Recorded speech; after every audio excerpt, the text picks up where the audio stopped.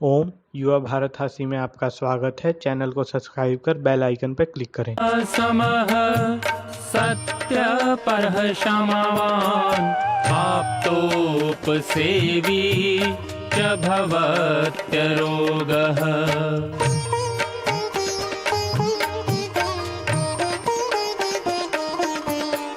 मतिर्वचः कर्म सुखानुबन्धी सत्वं विधेयं विशदा च बुद्धिः। ज्ञानं तपः तत्परता च योगे यस्यास्ति तं नानुतपन्ति रोगाः।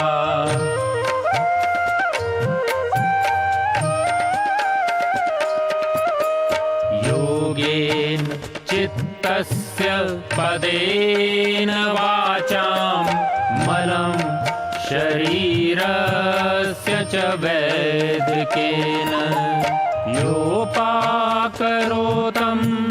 प्रवरं मुनीनां पतञ्जलिं प्राञ्जलिरानतोऽस्मि। पतञ्जलिं प्राञ्जलिरानतोऽस्मि। पतञ्जलिं प्राञ्जलिरानतोऽस्मि।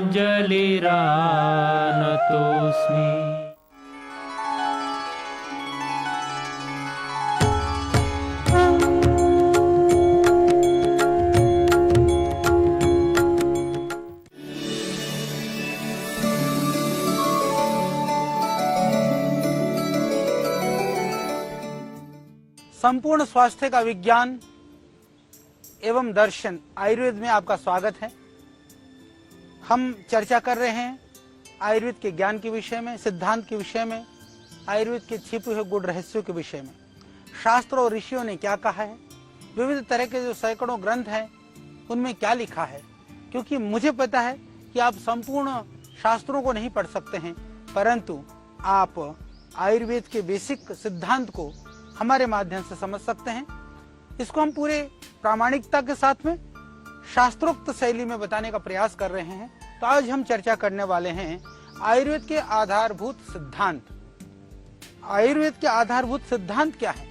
इसके लिए पंचमहाभूत और त्रिदोष सिद्धांत, यह आयुर्वेद के आधारभूत सिद्धांत है। और हम ऐसा मानते हैं कि इस सिद्धांत को लेकर के पूरी दुनिया, विश्व के सभी जो विद्वान हैं, उनकी जो मान्यता है कि वेद संसार के प्राचीनतम ग्रंथ में से एक ग्रंथ हैं। तो यदि मैं कहूँ कि प्राचीनतम यदि वेद हैं तो वेद से ही आयुर्वेद का उद्भव है, यानी आयुर्वेद का उद्भव वेदों से हुआ है। इसीलिए आयुर्वेद को अथर्ववेद का उपवेद माना जाता है। कई लोग ऋग्वेद को भी आयुर्वेद का उपवेद मानते हैं, परंतु ऐसे देखें तो चारों वेदों के अंदर कई स्थानों पर आयुर्वेदिक चिकित्सा के विभिन्न पहलुओं पर प्रकाश डाला गया है। और प्रकाश ही नहीं डाला गया है, वेदों के अंदर भी अनेक औषधियों का, वनस्पतियों का वर्णन भी है। वर्णन के साथ साथ में त्रिदोष, जो वात पित्त कफ है, जो सप्त धातुएं हैं, रस रक्त मांस मज्जा अस्थि आदि की जो बात है, पाचन जो क्रिया है पूरी तरह से, जिसको चयापचय हम कहते हैं, जो इसके जो सिद्धांत हैं उनका भी वेदों में उल्लेख है। वेद पूर्णतः वैज्ञानिक हैं, हम तो उसको अपौरुषीय मानते हैं। तो इस तरह से वेदों के अंदर भी आयुर्वेद का वर्णन है। तो मैं एक बात ये विशेष कर करके आपको कहना चाहता हूँ कि दुनिया में चाहे वो हो किसी भी धर्मावलंबी, किसी भी संप्रदाय को, किसी भी मत को मानने वाला व्यक्ति हो, ये निर्विवाद रूप से सत्य है कि दुनिया के लाइब्रेरी में सबसे प्राचीन ग्रंथ वेद है और लिखित ग्रंथ भी वेद है। इसमें कोई भी किसी वेद के कालखंड को लेकर के मतभेद हो सकता है, परंतु उसकी प्राचीनता को लेकर के कोई मतभेद नहीं है। इसलिए यदि वेद सबसे प्राचीन है, उसमें भी आयुर्वेद का उल्लेख है, तो हम निर्विवाद रूप से कह सकते हैं कि दुनिया के जितने भी चिकित्सा पद्धति हैं, उन पद्धतियों में सबसे प्राचीन आयुर्वेद है।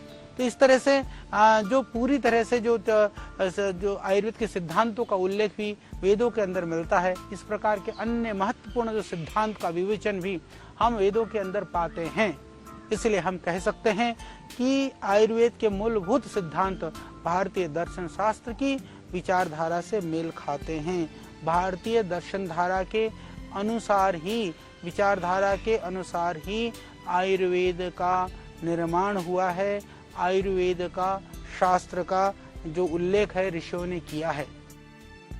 विशेष रूप से यदि मैं सांख्य, योग और वैशेषिक दर्शनों की विचारधारा की बात करूं तो निश्चित रूप से सांख्य योग में सारे जड़ चेतन जगत की उत्पत्ति, पंच महाभूत, आकाश, वायु, अग्नि, जल, पृथ्वी, इन सब के सम्मिश्रण को माना गया है।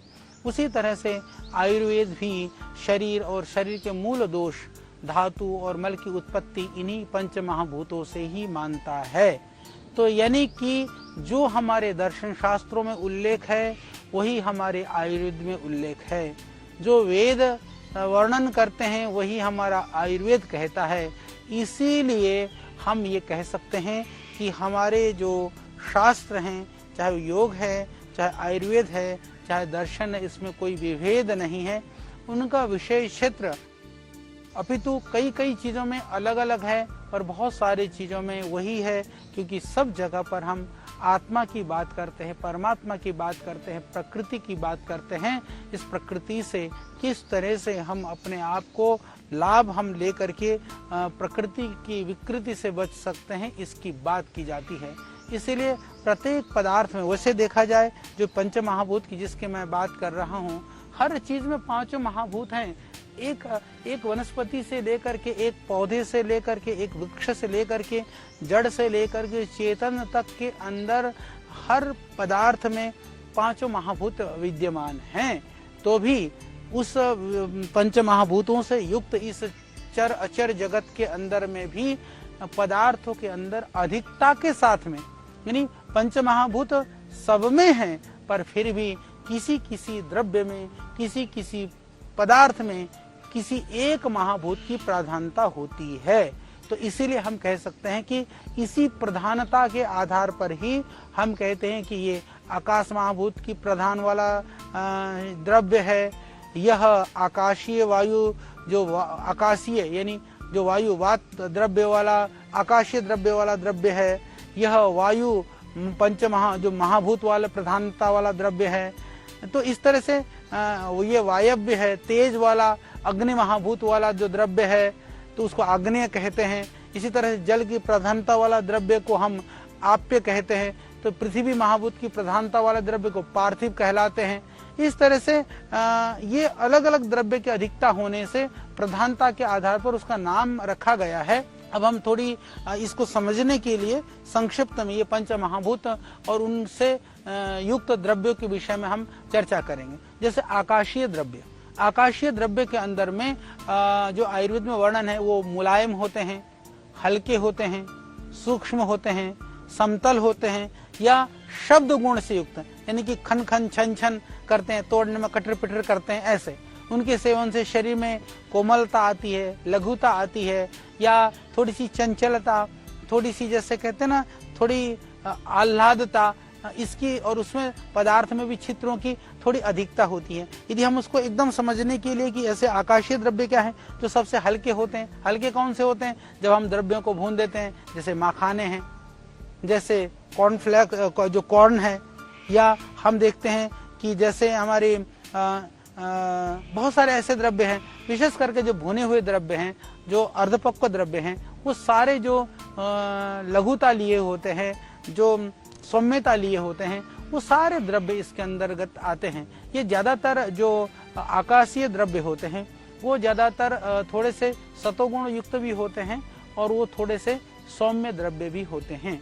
इसी तरह से दूसरा होता है जो वायु प्रधान द्रव्य, जिसको वायव्य द्रव्य हम कहते हैं। उसके अंदर आप देखेंगे जो थोड़े हल्के भी होते हैं, थोड़े से शीतल ठंडे से होते हैं, रुखे होते हैं, खुरखुरे होते हैं, सूक्ष्म होते हैं, और जिसमें स्पर्श गुण यानी कि जिसमें फीलिंग्स होती है जिसको छूने से, इस तरह के पदार्थ को हम वायव्य द्रव्य कहते हैं। जिसके जैसे कि हम उसको वायव्य द्रव्य में कहें तो वायु कारक जितने भी द्रव्य हैं, जैसे आलू है, या जैसे हमारे कुछ दालें हैं, या कुछ हमारे इस तरह के जो थोड़े से जो भारी और गरिष्ठ चीजें हैं, विविध तरह के जो सब्जियां वगैरह, कद्दू आदि भी जो हम सेवन करते हैं, तो ये वायु कारक द्रव्यों के अंदर इनकी गणना होती है। इनके शरीर में से थोड़ा खुरदुरापन, गति या वायव्य द्रव्य में जो वायु को बढ़ाने वाले द्रव्य के अंदर में, जैसे जितने भी जो गरिष्ठ हमारे जो उड़द है या इस तरह के उड़द की दाल अत्यंत वायु कारक, पर वायु वाले द्रव्य स्फूर्ति भी देते हैं।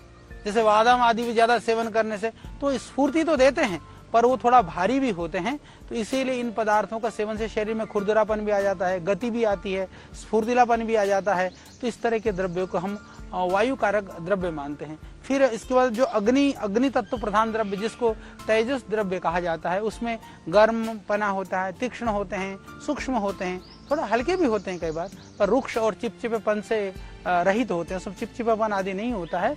तो ऐसे जो द्रव्य हैं उनको हम वायव्य, इसको हम तेजस द्रव्य कहते हैं। तो तेजस द्रव्य के लिए जैसे हम कह सकते हैं कि जिनके सेवन से शरीर में जलन होती है, चयापचय के अंदर शक्ति बढ़ती है, पाचन शक्ति बढ़ती है, तेज है, चमक है, या वर्ण प्रसाद यानी रंग और निखार आता है, इस तरह के द्रव्य। तो तेज द्रव्य में हम कह सकते हैं सौंठ है, काली मिर्च है, पीपल है, ये सारे अग्नि तत्व प्रधान है। जिसको कहने से, जिसको लेने से तीखापन की प्रतीति हो, ये सारे अग्नि तत्व प्रधान है। इसी तरह से आप्य या जलीय द्रव्य जिसको हम कह सकते हैं, तो जलीय द्रव्य है जो जिसमें जल तत्व जो प्रधान वाले द्रव्य हैं, उनमें यदि बात करें उसमें तरलता होती है, थोड़ी शीतलता होती है, भारीपन होता है, कुछ स्निग्धता भी होती है, वो मंद भी है, सांद्र भी हैं। तो ये इस तरह के जो रस गुण प्रधान है, जिसके अंदर रसीले तत्व ज्यादा है। यदि हम बात करें तरल द्रव्य में, जैसे खीरा है, ककड़ी है, तरबूजा है, खरबूजा है, या हम बात करें जितने भी इस तरह के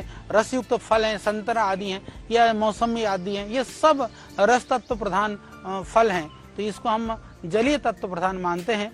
तो पार्थिव द्रव्य का अर्थ है जो भारी है, जितने भी जैसे कंद हैं, आलू वगैरह भी, जिमी कंद भी, क्योंकि आलू को वायु द्रव्य में माना जाता है, पार्थिव में भी, क्योंकि भारी होता है, मलवर्धक होता है। जैसे कद्दू वगैरह, पेठा वगैरह लेते हैं, तो ये इस तरह के जो भारी द्रव्य हैं, जो थोड़े से कठोर हैं, हार्ड हैं, वो जितने भी भारी हैं, दृढ़ है, सख्त हैं, मोटेपन पे है, जो थोड़ा सा शुष्क हैं, जहाँ कुछ स्मेल भी है, गंध भी है, इस तरह के द्रव्यों को हम उसको पार्थिव द्रव्य मानते हैं। तो पार्थिव द्रव्य के सेवन से थोड़ा मोटापा भी बढ़ता है, भारीपन भी बढ़ता है, मल की वृद्धि भी होती है। इन सब द्रव्यों का इस तरह से वर्गीकरण है। तो आयुर्वेद में जब हम द्रव्यों की गणना करते हैं या आहार के लिए हम चयन करते हैं, तो हमारे शरीर के पंच महाभूतों की स्थिति के आधार पर उनका चयन किया जाता है। ये बड़ी बात है। तो इसको समझिए, मोटे तौर पर मैं ये कहूँ कि जो मोटे हैं तो उसके अंदर समझिए कि वायु और पार्थिव द्रव्य की अधिकता होती है। इसलिए जो मोटापा बढ़ाने वाली जितनी भी चीज़ें, भारी चीज़ें, उनको न खाएं। जिसको जो है तेजस द्रव्य की, जिसके एसिडिटी वगैरह, पित्त वगैरह बढ़ा हुआ है, तो समझिए कि उसको तेजस की अधिकता है, तो उस तरह के द्रव्यों से बचें। इसी तरह से जिनको ज़्यादा यूरिन वगैरह होता है, वाटर रिटेंशन है, पैरों में सूजन है, तो जलीय द्रव्यों का सेवन थोड़ा कम करें। ये मोटे तौर पर। फिर आगे आपको बड़ा आनंद आएगा, हम इन्हीं विषयों में चर्चा करने वाले हैं। अभी तो मैं मात्र सिद्धांत की बात कर रहा हूँ। तो इन पांच भौतिक जो द्रव्यों के गुणों के आधार पर जो इस शरीर की रचना को देख करके, शरीर के साथ इसको मिलाते हुए स्पष्ट हो जाता है, शरीर में मुख्य रूप से पृथ्वी और जल, ये दो तत्व ज्यादा विद्यमान होते हैं। या तो जल तत्व है शरीर के अंदर में, आप कह सकते हैं कि 70% जो है वो जल है, 30% लगभग हमारे शरीर में पृथ्वी तत्व है।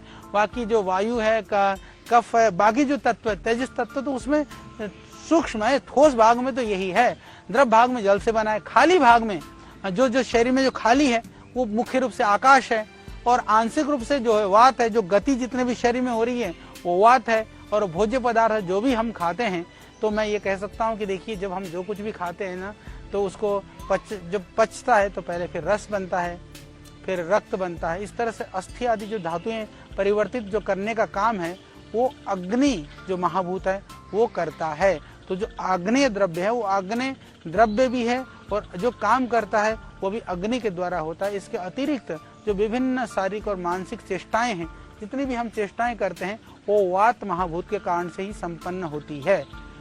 यानी हम इसको बहुत अच्छी तरह से समझ लें कि ये पंच महाभूत मिल करके द्रव्यों के अंदर जो महाभूत है उससे शरीर चलता है, वो महाभूत शरीर के अंदर होते हैं तो वो अलग अलग तरह के कार्य करते हैं। तो द्रव्य के अंदर महाभूत होना, शरीर के अंदर उन महाभूतों का कार्य करना, ये दो थोड़े से अलग अलग विषय हैं। पर शरीर भी उन पंच महाभूतों के द्वारा चलता है, द्रव्य के द्वारा उन पंच महाभूतों के बैलेंस को भी हम कर सकते हैं।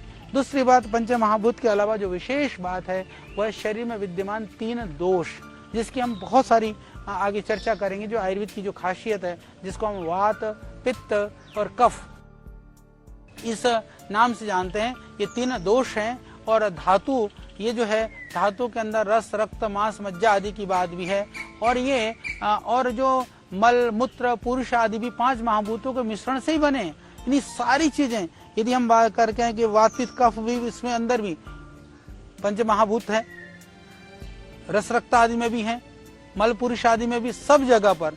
यानी कि इस प्रकार से जिन द्रव्यों से शरीर का पोषण होता है, जितने भी खाद्य पदार्थ हैं, पेय पदार्थ हैं, औषधि भी इन्हीं 5 ही महाभूतों से बनते हैं। इसीलिए हम इन द्रव्यों के रसों को, जैसे हम द्रव्यों के रस जो है, जैसे स्वाद है या जो गुण है या जो वीर्य है, चाहे विपाक है, ये अलग अलग आधार पर हम इसकी पहचान करते हैं कि किस दोष में कौन कौन सा पंच महाभूत विद्यमान होता है, कौन पंच महाभूत में कौन सा महाभूत है, या इसका विवेचन, दोष आदि का वर्णन करते हुए हम उस टाइम पर इसकी बात जरूर करेंगे। यहाँ इतना आप जान लें, क्योंकि अभी विषय एक रोचक बना रहे कि जो कुछ है वो पंच महाभूतों से, पंच महाभूत आपने समझ लिया, जो हम जिनको पंच तत्व भी कहते हैं वही पंच महाभूत हैं। अग्नि, वायु, आकाश, पृथ्वी, जल, इसके द्वारा ही पदार्थ बने, इसके द्वारा ही शरीर बना है, उन पदार्थों के द्वारा ही उन पंच महाभूतों का अंश हमारे शरीर में चला जाता है। और कभी भी उसकी कमी और वेशी हो जाती है तो उन पदार्थों के बैलेंस कर करके हम शरीर को बैलेंस कर सकते हैं। ये सिद्धांत आयुर्वेद के अंदर ही बहुत ही गहनता के साथ में, वैज्ञानिकता पूर्ण ढंग से ही वर्णन है। इस तरह का वर्णन पंच महाभूतों के साथ में, तत्वों के साथ जोड़ करके अन्यत्र कहीं पर भी नहीं है, जिससे कि पंच महाभूतों का संतुलन बना रहे। तो ये बहुत जरूरी है। तो इसके अतिरिक्त पंच महाभूतों से कैसे शरीर का संबंध है, कैसे शरीर देह सही ढंग से बना रहता है, ये हमने चर्चा की। अब मैं आपसे बात करना चाहूंगा त्रिदोष सिद्धांत के विषय में। तो इसमें फिर पंच महाभूत के बाद में जो वात, पित्त, कफ दोष, यानी कि जब आप किसी वैद्य के पास जाते हैं, जब चिकित्सा के लिए जाते हैं, दिखाने के लिए जाते हैं, तो ले क्या कहते हैं, जाते ही बोल देता है कि हमें कहा जाता है कि तेरे शरीर में तो वात बढ़ा हुआ है, पित्त बढ़ा हुआ है, कफ बढ़ा हुआ है। हालांकि अभी मॉडर्न सिस्टम वाले भी वाता, पित्ता, कफा करने लग गए हैं। दुनिया के लोग भी इसको कहीं ना कहीं थोड़ा थोड़ा सा समझने का प्रयास कर रहे हैं, परंतु ये हमको समझना पड़ेगा कि ये वात, पित्त, कफ क्या है। तो ये एक जो आयुर्वेद के विद्यार्थी हैं या आयुर्वेद के बड़े बड़े प्रोफेसर्स हैं, वो लोग भी इसको बहुत गहराई से समझें। ये बहुत कठिन होता है, पर एक सामान्य आदमी के लिए तो अत्यंत कठिन है। तो इसीलिए मैं आप लोगों से निवेदन करना चाहता हूँ कि ये बहुत कठिन होने पर भी हम इसको सुगम बनाने का प्रयास कर रहे हैं। तो आइए हम समझते हैं कि इसको थोड़ा सा ना समझने का प्रयास करिए। त्रिदोष भला क्या है, ये त्रिदोष सिद्धांत क्या है, और ये त्रिदोष तत्व शरीर में कैसे प्रभाव दिखाते हैं। तो ये त्रिदोष जो शब्द है वो 2 शब्दों से बना है। हम जानते हैं त्रि तथा दोष, यानी कि 3 हो गए जो मूल तत्व, कौन से, वात, पित्त और कफ। तो इसके तहत इनको 3 त्रि शब्द से कहा गया है। और दोष का अर्थ होगा दूषणात् दोषाः, धारणात् धातवः। और मैं एक बात कहना भी चाहता हूँ, वात, पित्त, कफ दोष भी हैं, धातु भी हैं, पर हम सामान्यतः दोष के नाम से जानते हैं। तो ये जब दूषित हो जाते हैं शरीर के अंदर, जो वात, पित्त, कफ जो है गड़बड़ हो जाते हैं, तो ये रोग उत्पन्न करते हैं। परंतु ये जब समत्व की स्थिति में रहते हैं, ये समझिए कि वात, पित्त, कफ हमारे शरीर में होता ही होता है। यदि नहीं रहेगा तो शरीर नहीं चलेगा। तो इसलिए जब सम अवस्था में रहते हैं तब हमको ये सप्त धातुओं का पोषण भी करते हैं, शरीर को धारण भी करते हैं, सबको संतुलित रखते हैं। तो यहाँ पर उस समय पर ये दोष नहीं होते हैं। ये धातु की तरह से वात, पित्त, कफ काम कर रहा होता है। परंतु जब ये गड़बड़ा जाता है, कुछ चीज बढ़ जाती है, कुछ घट जाता है, कहीं बैलेंस नहीं होता है, तब इसको धातु, ये त्रिदोष, फिर ये दोष बन जाते हैं। इसीलिए मैं ये कह सकता हूँ कि यहाँ पर हम दोष शब्द जो मैं बोल रहा हूँ अभी, दोष शब्द का जो सामान्य जो भाषा में जो प्रचलन है वो जो जैसे विकार नहीं है, दोष का मतलब विकार नहीं है, यह वात पित्त कफ की विकृति या विकार नहीं, अपितु ऐसे 3 तत्व जो स्वास्थ्य के आधार स्तंभ है और ये अनुचित आहार विहार से दूषित होकर के रोग पैदा कर देते हैं। यानी कि वात पित्त कफ दोष नहीं है। कब तक? जब तक कुछ बिगड़ा हुआ नहीं है, परंतु जब हमारा दूषित आहार की वजह से, गलत आचार व्यवहार की वजह से, या जो पंच महाभूत हैं उनके असंतुलन की वजह से जब वो बिगड़ जाता है तो क्या कर देते हैं कि ये फिर ये स्वयं दूषित हो जाते हैं, रोग पैदा कर देते हैं, तब फिर हम इनको त्रिदोष कहते हैं। तो इसको हमको समझना होगा। इस तरह से वात पित्त और कफ, इन तीनों तत्वों के लिए शरीर विज्ञान या चिकित्सा शास्त्र में ये पारिभाषिक शब्द गढ़ा गया है, त्रिदोष। ठीक है, तो इसको आप समझिए। इसी तरह से जो सत्व, रज और तम, ये जो 3 गुणों की जो साम्य अवस्था को ही मूल प्रकृति कहा जाता है। यहाँ प्रकृति का अर्थ स्वभाव नहीं है। प्रकृति का अर्थ यहाँ पर समस्त रचना का जो मूल आधार है। तो इसमें वैसे देखा जाए तो आयुर्वेद में शरीर को, जो शरीर की मूल धारक शक्ति को, वह शरीर के जो त्रिगुणात्मक वात पित्त कफ रूप है, मूल जो आधार है, उसको त्रिदोष शब्द से कहा गया है। तो इसको आप समझिए कि इसके साथ दोष शब्द जुड़ा हुआ है, इसलिए क्योंकि ये सीमा से अधिक होने पर या सीमा से कम होने पर, यानी कि घटने पर या बढ़ने पर ये स्वयं दूषित हो जाते हैं, तो बाकी सारे सिस्टम को, सारे शरीर को दूषित कर देते हैं, जिसके द्वारा फिर रोगों की उत्पत्ति हो जाती है। हमारे शरीर का जो निर्माण है वह तो दोष, धातु और मल, इन तीनों तत्वों के मेल से बना हुआ है, ये आप समझिए। और हमारे शरीर में जितने भी तत्व पाए जाते हैं वो इन तीनों के ही अंतर्निहित हैं। तीनों में ही सब कुछ, ये तीनों ही अंतर्निहित हैं। इसमें से भी दोषों का स्थान सबसे अधिक महत्वपूर्ण है, क्योंकि ये शरीर में सबसे महत्वपूर्ण भूमिका निभाते हैं। तो ये दोष जैसे मैंने बताया कि 3 है, अब आप समझ गए होंगे वात पित्त कफ क्या है, और इसीलिए ये 3 दोष कहलाते हैं। तो इसको हमको समझना होगा। यदि आपने वात पित्त कफ को समझ लिया, आपने समझ लिया कि पंच महाभूत अग्नि, वायु, आकाश, पृथ्वी, जल ये क्या है, तो ये इतना समझ लेंगे तो बड़ा आपको आनंद आएगा। जिससे पंच महाभूतों से ही ये दुनिया बनी है, उन पंच महाभूतों से यह शरीर बना है, वही त्रिदोष वात पित्त कफ जो है वह उससे ही यह सारा देह चल रहा है। तो हम इसको समझ लेते हैं। अष्टांग हृदय में कहा वायु पित्तम कफश्चेति त्रयो दोषः समासतः, इस तरह से कि ये दोष ही शरीर की उत्पत्ति, स्थिति और विनाश का कारण अथवा शरीर के स्तंभ माने जाते हैं। वैसे हम देखें तो कहते हैं कि हम शोणित और शुक्र से ये शरीर का निर्माण होता है, उसके संयोग से बनता है। पर यदि देखा जाए तो इन 3 दोषों के बिना शरीर की उत्पत्ति संभव नहीं है। इसके पश्चात शरीर को स्वस्थ बनाए रखने और रोगों को समझने के लिए, उनकी चिकित्सा के लिए, इन सब के लिए इन 3 दोषों को समझना बहुत आवश्यक है। इन तीनों दोषों के सम होने से ही शरीर का धारण या स्वस्थ रहना संभव है। इसीलिए इन्हें सम अवस्था में धातु भी कहा जाता है, क्योंकि जैसे मैंने पहले कहा ये शरीर का धारण करते हैं, इसलिए धातु भी हैं। और ये जो शरीर भौतिक, रासायनिक और वैज्ञानिक सभी क्रियाओं का नियमन भी ये दोष ही करते हैं। जब ये अपनी साम्य अवस्था में होते हैं तो शरीर को स्वस्थ बनाए रखते हैं, और जब इनकी सम अवस्था में किसी प्रकार का विकार, असंतुलन, वृद्धि या क्षय हो जाता है तो स्वास्थ्य भी असंतुलित हो जाता है। तो कोई न कोई इस तरह की बीमारी शरीर में जन्म ले लेती है। इसीलिए इनको सम रखना, इनको संतुलित रहे, यह इसके लिए उपाय करना बहुत ही जरूरी है।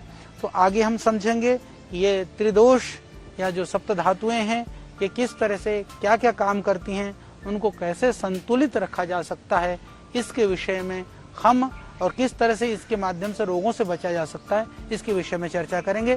तो आप इस संपूर्ण स्वास्थ्य के इस विज्ञान और दर्शन को समझते रहिए, देखते रहिए। कल फिर और नई जानकारी के साथ में हम होंगे आपके बीच में।